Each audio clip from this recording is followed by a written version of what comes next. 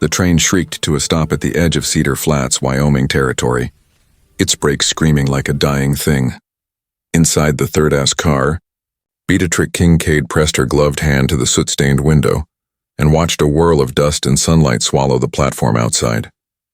Men, dozens of them, waited in the glare, hats low, boots scuffed, eyes sharp. Too many eyes. Her stomach twisted. 3 months earlier, she had answered a newspaper notice in a Philadelphia boarding house. Respectable women sought for marriage prospects in the Wyoming territory.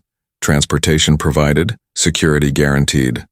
The paper was crumpled, tea-stained, but it had looked like hope when rent was due, and her name was whispered in hallways after her employer's wife accused her of theft. At 20, Beatrix already knew a woman's reputation could shatter like glass and cut her on the way down. 9 women shared the car with her. None spoke. They had learned that conversation only made fear real. When the conductor opened the door and called, "Ladies, if you would gather your belongings," Noon moved at first. Then one by one, they rose, trembling hands clutching carpet bags as if paper handles could save them from whatever waited outside. Heat slammed into Beatrix as she stepped onto the platform. Creosote, manure, and sweat hung heavy in the air.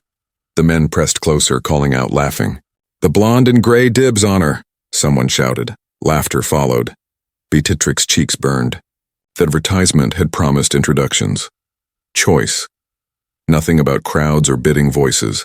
A man in a black suit with a brass mayor's badge climbed onto a crate. "Gentlemen, ladies, welcome to Cedar Flats," he boomed. "Our town has prospered, but we lack one essential blessing. Good women. These brave ladies have come to make new lives among us." Polite applause rolled through the men like thunder building. They Mayor lifted 2 hats high. "We considered how best to pair our newcomers. After prayer and reflection, we chose the fairest method. A lottery. Each bachelor holds a number. Each lady's name will be drawn and matched in turn. Simple, fair, and final. A churros." Beatrix's vision tilted. A lottery. They were to be given away. Millicent Vale beside her let out a broken sound.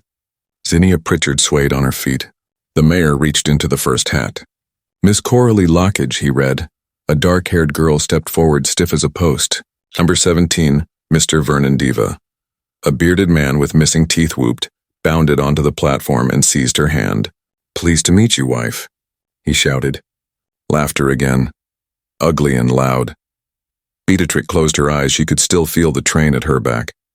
Steam hissing like it might take her home if she ran. But when she opened them, it was already pulling away. "Miss Millicent Vale, number 42, Mr. Clarence Stratton." The pairings went on, names, numbers, hands claimed. One by one, the women disappeared into the crowd. Then came the words that froze Beatrix where she stood. Miss Beatrix Cade. Her legs carried her forward. The sunlight struck the mayor's badge, blinding her. "Number 8, Mr. Alton Merriweather." The crowd parted. A tall man stepped out, broad-shouldered, dust-stained, dark hair curling at his collar. His eyes were gray, his jaw shadowed with stubble, his expression unreadable. He moved with quiet confidence, the gait of a man who lived by his own hands. He removed his hat. "Miss Cade," he said, voice low and slow as gravel rolling in a creek bed, her throat locked. "I'm pleased to make your acquaintance." He extended a calloused hand. It was scarred, strong, the kind of hand that knew hard work and possession. The silence pressed in. There was nowhere to run. She placed her hand in his grip closed firm and final. "Welcome to Cedar Flats, Mrs. Merriweather." The cheer that followed felt like thunder shaking the ground. Someone tossed a hat in the air. Alton released her, replaced his own, and said, "I have a wagon waiting. We'll leave when you've gathered your things. It was not a request," she managed. "May I say goodbye to the others?" "You have 5 minutes." He turned away. When he turned, she climbed into the wagon beside him. They rode out of town insolence, the endless prairie swallowing the noise behind them. Hours later, Asmal cabin appeared. A single room shelter crouched against the horizon, smoke curling from its chimney. Alton halted the wagon, unloaded her trunk, and carried it inside. "The ranch Ismail," he said. 20 head of cattle, 1 man to tend them. You'll cook, mend, and keep the place clean. Work hard and you'll be treated fair." She said nothing. "Something to say?" he asked. "Thank you for winning me in a lottery." The words slipped out sharp. He looked at her, expression unreadable. "I didn't design the system, ma'am. I only took part in it." "Mrs. Merriweather," she corrected bitterly. "The preacher will make it proper when he passes through. Until then, you can have the bed. I'll take the floor." That night, Beatrix lay awake, staring at the rough-hewn ceiling, listening to the wind prowl outside and the steady rhythm of his breathing on the floorboards. The prairie stretched vast and empty beyond the cabin walls, a world too wide for a girl who'd once known crowded streets and gas lamps. She turned on her side and whispered into the darkness, "What have I done?" Quote, outside, coyotes cried across the plains. Inside, her tears fell silently into the straw-filled pillow. The days that followed blurred together. She burned her first meal, blistered her hand-shawling water, learned that even kindness in this place came hidden behind rough words. Alton spoke little but worked endlessly, rising before dawn, returning after dark, his shoulders bowed under labor and solitude. Sometimes in the fading light she watched him from the doorway, this man who had bought her future with a numbered slip of paper, and wondered if he was as lonely as she was and if loneliness could ever become something else. The first real storm hit 2 weeks after Beatrix arrived at the Merriweather Ranch. It came from the north, rolling across the prairie like an army. Black clouds, wind, sharp axe knives, thunder cracking the sky in half. Alton was still outside fighting to get the cattle under shelter, while Beatrix stood in the doorway clutching a lantern that flickered with every gust. She saw him through the sheets of rain, hat pulled low, shoulders hunched against the downpour. When he finally came inside, soaked and shivering, his face gray with exhaustion, he barely managed to close the door before he said, "For what?" "For that day on the platform, for taking part in it. You deserved better. She looked into the fire maybe, but I wasn't wanted anywhere else. You may have drawn the number, Alton, but I came of my own will and I stayed." The silence after that was different. Charge Fragile has set his cup down. "Beatrix," he said softly. She turned. "Tell me if I go too fast." Then he reached for her hand. His touch was hesitant, reverent, like a prayer whispered too quietly for anyone but God to hear. Her pulse leapt, but she didn't pull away. "You're not going too fast," she whispered. The firelight flickered across their faces as he leaned in, his breath warm against her cheek. When his lips found hers, it wasn't rough or hurried. It was a man learning gentleness again after years of silence. Outside, the wind sighed through the grass. Inside that small cabin, loneliness gave way to something softer, something that felt dangerously close to love. Winter came early that year, fierce and relentless. The wind howled over the prairie like a living thing, rattling the windows of the small cabin and piling snow against the door. Inside, Beatrix and Alton learned what true isolation meant. Days vanished into white silence. The world outside erased beneath endless drifts. Sometimes Alton couldn't leave the cabin for days. They learned each other's moods, habits, and silences. It wasn't always easy. He was a man used to quiet, she a woman used to walls and city life, but somehow they found rhythm in the stillness. He chopped wood. She cooked what little they had. In the evenings they played checkers with buttons, read aloud from a worn book of poems, and sat close enough for warmth to replace words. By spring, the thaw brought hope and news. Beatrix realized her courses were late. Her hands trembled as she told him over breakfast. "Are you sure?" he asked softly. "Fairly sure." For a long moment, Alton said nothing. Then his rough hands reached across the table and caught hers, squeezing tight. His eyes shone. "A child," he whispered, the word trembling in his voice.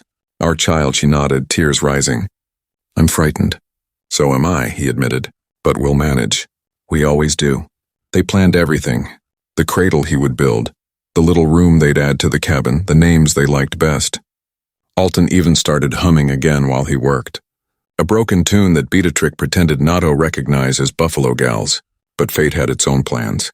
In May, when the prairie bloomed with wildflowers, Beatrix lost the baby. There was blood, pain, and a silence that followed, so heavy it felt like the air had been stolen from their lungs. Alton buried the small bundle behind the cabin beneath a single carved stone. He didn't speak for days. She didn't cry until he took her hand and whispered, "It wasn't your fault." They tried again twice. Both times ended the same way. Graves in the frozen earth and nights where Beatrix lay awake, staring at the ceiling wondering what she had done wrong. The doctor finally told them the truth. A herbal tonic she had been drinking, given by a well-meaning woman in town, contained pennyroyal poison to a pregnancy. The knowledge crushed her, but Alton never blamed her. "You didn't know," he said simply, his hand covering hers. "We start again, or we don't. But we don't stop living."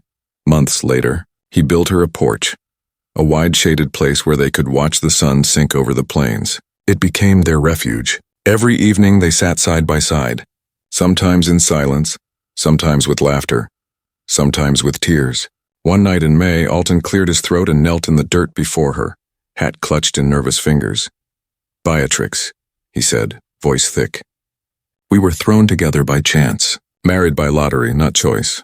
But I'd like to fix that." Her heart stopped. "I'm asking proper this time," he said, eyes meeting hers. "Will you marry me again? Not because of a number, but because I choose you. Because I love you." Tears spilled down her cheeks before she could stop them. "Yes," she whispered 1,000 times. "Yes," he smiled then, wide and boyish, a smile that reached his eyes. 3 weeks later, in the small church at Cedar Flats, they spoke their vows before the preacher and the same townsfolk who had once cheered when they were paired like livestock. This time the cheers were different, warm, joyful. Alton slid a gold band onto her finger, one that had belonged to his mother. And when he kissed her, it wasn't duty or chance. It was love chosen and certain. The years that followed were kind to them. The railroad came through, cutting a line across the southern edge of their land. The company paid well for the right-of-way, and Therench prospered. Beatrix opened Asmal Bakery in town, her pies famous across 3 counties. Elton expanded the herd, hired help, built a larger house. When their daughter Rose was born during a winter storm, Elton cried for the first time since she'd known him. "She has your eyes," he whispered, rocking the red-faced bundle. "And your stubbornness." Rose grew up strong and curious. A second daughter came soon after, Clara, bright and cheerful as morning sunlight. Their laughter filled the new house, echoing through rooms that had once only known silence. Sometimes Beatrix and Alton would visit the old cabin.